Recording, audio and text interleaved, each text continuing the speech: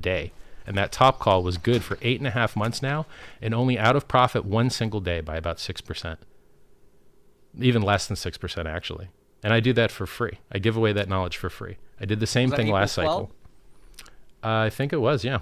I think that. Yeah, that's funny. I had a call in January as well, April. That's funny. It was a CPI day. Coinbase launch. Easy buy the rumor, sell the news event, amongst other things. There you go. So this is interesting because, see, according to which I think y'all, and maybe you could speak to this a little bit too. According to Coin Market Cap, you've got a $50 billion market cap, which I think you have a different definition. But Solana has about a $55 billion market cap. The 24-hour volume on your coin Hex is $29 million. Yep. The 24-hour volume on Solana is 100 times that at $2.8 billion. Yep. Are you suggesting that this lack of daily trading volume is actually good for appreciation? Oh, yeah. Volume is how you measure how much the users are being victimized. See, you, as a speculator, you don't make money on volume. You lose money on volume. Volume enriches two parties. Exchanges that want to see you causing volume to get hit with fees, and market makers that want to see you causing volume to pay bid-ask spreads and fees. But hold on. Speculators don't make money on volume at all. My understanding, and maybe, and this is where I just want you to fill in for the audience, is that if I have higher volume, I have tighter spreads because the order book is larger. If I want to sell a Hex and there's a lack of volume, then how can I actually get Hex out? What you're suggesting is that's not how that works. Hey, if you want to take it out, you get punished essentially, so you're incentivized to keep it in. Is that kind of the reverse psychology you're suggesting? Well, no, people just conflate all these things. So they conflate mistakenly that volume is related to order book thickness. Order book thickness is how good order execution you get. It's how much slippage you have to pay. And so if you go to matcha.xyz or 1inch.io and you say, I want to sell $1 million of Hex right now, let's go do that real quick. 1inch.io. Launched Okay, so app. I've never heard of this exchange. What oh, is sure. that? So the majority of liquidity for Ethereum, the largest, thickest order books in the world, are online, on-chain. They're no longer in centralized exchanges, which is beautiful because this means that you can see who's buying, who's selling, what else they own, when they might have stakes ending, what they usually do when their stakes end. It's beautiful and open and transparent, the most transparent trading in the world. When you go on a centralized exchange, you don't know who you're bidding against. You don't know if it's the exchange or in-house market-making team. You don't know whether they're spoofed bids that will get pulled to see who's trying to get order execution.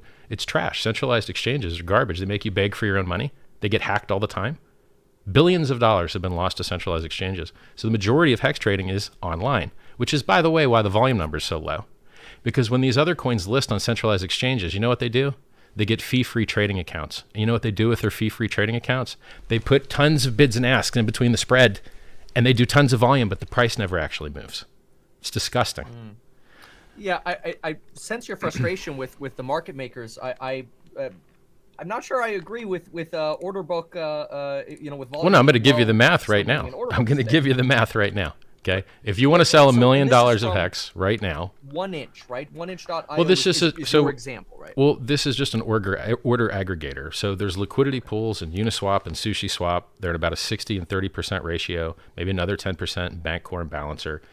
And what you do is you spread your order automatically using these aggregators like matcha.xyz or 1inch.io, which I have nothing to do with, and it spreads your order across all the liquidity to get you a better price. Because otherwise, you're going to push up the price on one order book, and then an ARB bot is going to come and sell down your high price, buy up the low price. You're just making ARB bots rich. So aggregators stop ARB bots from getting rich, and they give you more money because it makes you the ARB bot. So right now, if you were to sell $1.5 million of Hex, you'd get 3% slippage. If you were to sell $1 million of Hex, you'd get 2.65% slippage.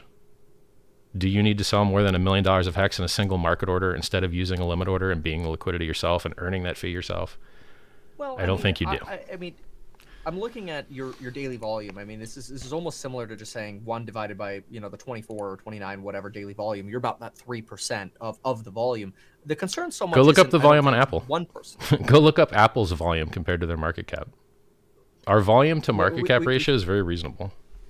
Okay, we can compare that. I guess my question is if. Oh, by the way, how much volume should you get on a coin that people on average lock up for 6 years? How are they going to trade it when they lock it up for 6 years, dude? Like, hey, what happens with something that people only buy and they lock up for 6 years? Oh, and has better security than Bitcoin. And by the way, you can look at the price charts. If you go to look into hex.com, you can see the price chart from when Ethereum launched, when Bitcoin launched, and when Hex launched. And Hex is just doing the same things they did at a higher inclination. This is not unprecedented. How many people are staking? 400,000. What percentage of your wallets are staking? I think only 9.5%, which is why the ROI is 40%. 9.5% are staking. That means 9.5-ish% is locked up. Yeah. So if 90% decided today I wanted to sell some and our volume, the price would go to zero. But we didn't have a large order book. Yeah, the price would go to zero. What would happen then?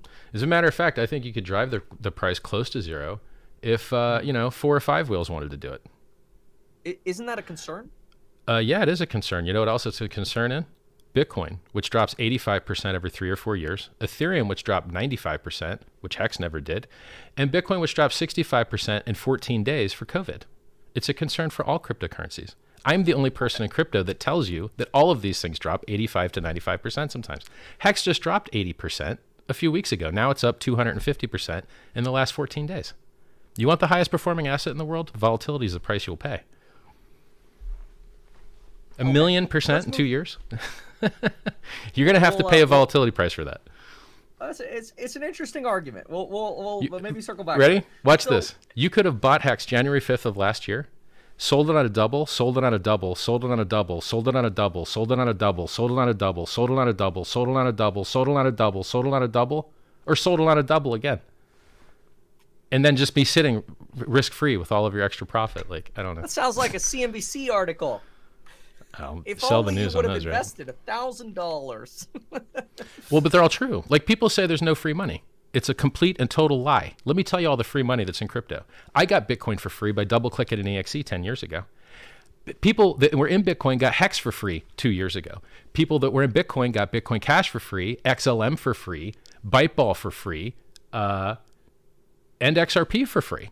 Oh, and by the way, Hex users got 1inch for free. Uniswap for free. People that used Gitcoin got GTC for free. There's free coins coming out the ears. If you used that NFT platform, I can't remember what it's called, the most popular NFT platform, they just had a free airdrop for those guys on Solana. There's free money coming out your ears in this thing. But if you use the old logic that if it's too good to be true, it's not, you will lose millions of dollars of opportunity. This is the one industry in the world where the old logic, it doesn't work. Now, look, it's full of scams. There's tons and tons of scams, tons and tons of rug pulls. Things go to zero all the time. Bitcoin.org was hacked just a month or two ago. And I had to do a live stream because Satoshi doesn't have the balls to do one, or he's dead. So I have to save Bitcoin's users from Bitcoin.org, the core website. I'm the only one telling the truth in this whole industry. But then when I do interviews, people come at me hard like I'm scamming. I've been retired for 20 years. I write self-help books. I do self-help videos. Go look at the oldest books on my YouTube channel. I'm the Giving Tree. I call the top on the day for free. No paid group. I am the best person in cryptocurrency, period, by far. I've raised the most money for charity, $27 million. So far, you're being very transparent with the risks. I ask you questions, and you're transparently answering them. So thank you. My pleasure. Now, and of course, it's up to the users themselves to make up their own decision as to whether they want to invest or not. Let's talk. I want to just briefly go back to this comment you made because I thought it was very interesting. I wrote it down. You said you have this